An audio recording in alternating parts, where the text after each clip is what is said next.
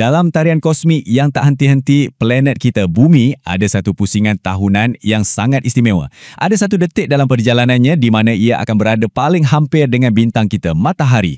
Hari ini kita akan selami detik ini yang dikenali sebagai perihelion dan kita akan bongkar beberapa rahsia yang mungkin akan mengejutkan anda tentang orbit planet kita. Okey, jom kita terus kepada persoalan utamanya. Satu teka-teki yang mungkin pernah bermain di fikiran anda. Setiap awal Januari, Bumi berada pada kedudukan paling dekat dengan sumber haba utamanya. Tapi, pada masa yang sama, negara-negara di hemisfera utara macam Eropah, Amerika dan Jepun tengah menggigil dalam kesejukan musim sejuk. Macam tak kena kan? Macam mana boleh jadi lebih sejuk bila kita lagi dekat dengan unggun api gergasi tu? Inilah paradoks yang akan kita pecahkan bersama-sama hari ini. Dan inilah dia watak utama kita, Matahari, sumber segala tenaga, cahaya dan kehidupan di bumi. Tapi seperti yang kita akan lihat sekejap lagi, hubungan kita dengannya bukanlah semudah, lagi dekat, lagi panas. Sebenarnya ada satu jentera kosmik yang jauh lebih menarik dan kompleks yang menentukan musim di planet kita. Okey, ini dia pelan perjalanan kita untuk membongkar misteri ini. Kita akan mulakan dengan teka-teki tadi, lepas tu kita akan fahamkan betul-betul bentuk orbit bumi dan peraturan pergerakannya. Kemudian, barulah kita akan selesaikan misteri musim dan akhir sekali, kita akan teroka apa kesan sebenar perihelion dan kenapa ia sangat penting. Baiklah, mari kita mulakan. Petunjuk pertama untuk selesaikan misteri ni sebenarnya bukan terletak pada jarak tu sendiri, tapi pada bentuk laluan perjalanan tahunan bumi mengelilingi matahari. Konsep asas yang kita kena faham betul-betul ialah elips. Ramai antara kita mungkin bayangkan orbit planet ni macam bulatan yang cantik dan sempurna, macam dalam buku teks sekolah. Tapi sebenarnya, ia lebih macam litar lumba yang dipenyekkan sikit. Dan yang paling penting, dalam litar bujur ni, matahari tak duduk betul-betul kat tengah. Ia berada sikit ke tepi, di satu titik istimewa yang kita panggil fokus. Disebabkan bentuk elips inilah wujudnya satu titik di mana bumi berada pada kedudukan paling dekat dengan matahari. Titik inilah yang kita panggil perihelion. Nama ni pun unik, datang dari bahasa Yunani kuno, peri yang bermaksud sekitar atau dekat dan helios yang bermaksud matahari. Jadi secara harfiahnya paling dekat dengan matahari. Dan lumrah alam kan, kalau ada titik paling dekat, mestilah ada titik paling jauh. Pasangan kepada perihelion ialah aphelion. Ini pula ialah titik di mana bumi berada pada jarak maksimum dari matahari dalam orbit tahunannya. Jadi ingat ya, perihelion dan aphelion ni adalah dua titik ekstrim dalam perjalanan kita. Sekarang, jom kita tengok angka-angka ni. Kita sampai kat perihelion, titik terdekat, sekitar awal Januari. Jarak kita masa tu lebih kurang 147 juta kilometer. 6 bulan kemudian, lebih kurang awal Julai, kita akan sampai pula ke aphelion, titik terjauh, pada jarak kira-kira 152 juta kilometer. Itu beza sejauh 5 juta kilometer. Jauh tu. Tapi, dan ini bahagian yang paling penting, walaupun 5 juta kilometer tu bunyinya sangat-sangat jauh, kalau kita bandingkan dengan jumlah keseluruhan jarak kita dari matahari, ia sebenarnya cuma perbezaan lebih kurang 3% sahaja. Perbezaan tu wujud dan boleh diukur, tapi mungkin tak sedramatik yang kita bayangkan. Ingat nombor 3% ni sebab ia akan jadi sangat penting sekejap lagi. Jadi, kita dah tahu bentuk orbit kita ni tak sempurna. Tapi apa pula peraturan yang mengawal pergerakan kita di laluan elips ni? Untuk itu, kita kena berterima kasih kepada seorang ahli astronomi yang hebat bernama Johannes Kepler. Dialah detektif kosmik yang berjaya merungkai undang-undang pergerakan planet. Kepler ada 3 hukum, tapi kita fokus pada 2 yang paling penting untuk perbincangan kita. Hukum pertama sahkan apa yang kita baru bincang tadi. Planet bergerak dalam orbit berbentuk elips. Tapi hukum kedua ni, yang ni memang menarik. Ia kata kelajuan planet tak sentiasa sama. Planet akan bergerak paling laju bila ia berada paling dekat dengan matahari, iaitu masa perihelion. Kenapa macam tu? Sebenarnya ia sangat logik. Cuba bayangkan, bila bumi makin dekat dengan matahari masa perihelion, tarikan graviti matahari itu jadi makin kuat.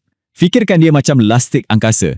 Tarikan graviti yang lebih kuat ni seolah-olah melastik bumi mengelilingi matahari dengan lebih pantas, memberikannya pecutan tambahan. Berapa laju agaknya beza tu? Perbezaannya sangat ketara.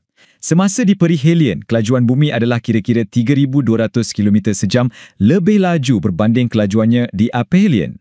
Jadi, Bukan saja kita lebih dekat dengan matahari pada bulan Januari, kita juga sebenarnya tengah memecut di angkasa lepas pada kelajuan yang lebih tinggi. Okey, sekarang kita dah ada semua kepingan puzzle yang kita perlukan. Kita tahu orbit kita berbentuk elips dan kita tahu kita bergerak lebih laju bila kita dekat dengan matahari.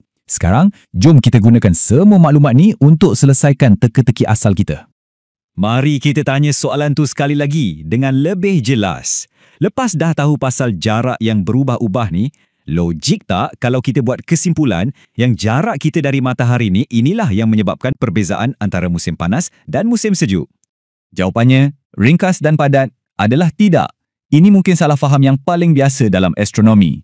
Jarak kita dari matahari bukan punca utama kejadian musim. Jadi kalau bukan jarak, apa dia? Nah, inilah jawapan sebenarnya. Punca utama kepada musim panas yang terik dan musim sejuk yang beku ialah kecondongan paksi bumi. Planet kita tak berputar tegak. Sebaliknya, ia condong pada paksinya pada sudut kira-kira 23.5 darjah. Kecondongan inilah hero sebenar dalam cerita musim kita. Cuba bayangkan macam ni. Bila hemisfera utara condong ke arah matahari, sinaran matahari tu kena direct dan tertumpu. Macam kita suluh lampu picit lurus ke bawah. Tenaga yang padat ni panaskan permukaan dengan lebih cekap bagi kita siang yang panjang dan suhu musim panas.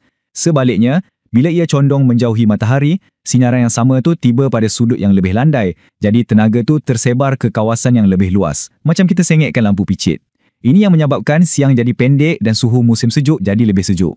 Kesan daripada kecondongan ni jauh lebih kuat berbanding kesan perubahan jarak 3% yang kita sebut tadi. Okey, jadi kita dah tahu yang jarak bukanlah punca utama musim. Tapi ini timbulkan satu soalan baru. Adakah perubahan jarak ni tak ada kesan langsung? Jawapannya, mestilah ada.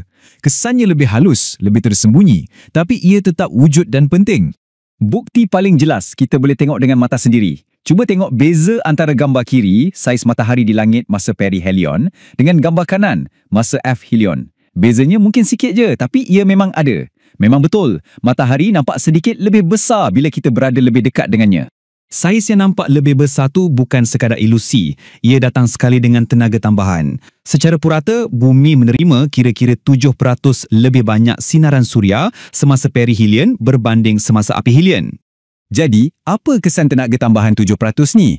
Ia tak cukup kuat nak lawan kesan kecondongan paksi, tapi ia cukup untuk mengusik musim kita. Fikirkan, perihelion kan berlaku pada bulan Januari. Waktu tu, hemisfera selatan tengah musim panas. Jadi, diorang dapat bonus haba ni menjadikan musim panas diorang lebih terik sikit. Sebaliknya, di hemisfera utara yang tengah musim sejuk, tenaga ekstra ni membantu menjadikan musim sejuk diorang lebih sederhana sikit. Dan jangan lupa, kita bergerak lebih laju. Ini bermakna musim yang berlaku sekitar perihelion, iaitu musim sejuk di utara dan musim panas di selatan, sebenarnya beberapa hari lebih pendek. Jadual ni rumuskan semuanya dengan sangat kemas. Jom kita tengok hemisfera utara. Musim panas mereka berlaku bila bumi paling jauh dari matahari.